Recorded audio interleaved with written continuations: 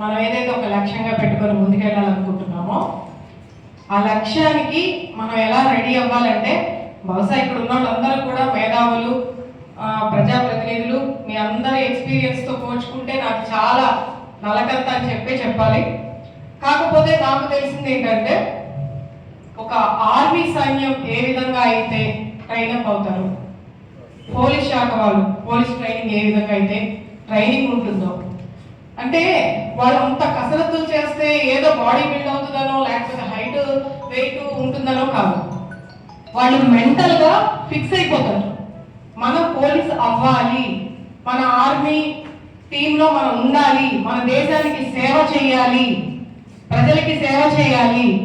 ఆ సంకల్పం అనేది వాళ్ళ మైండ్లో మెంటల్గా ఫిక్స్ అయిపోతారు.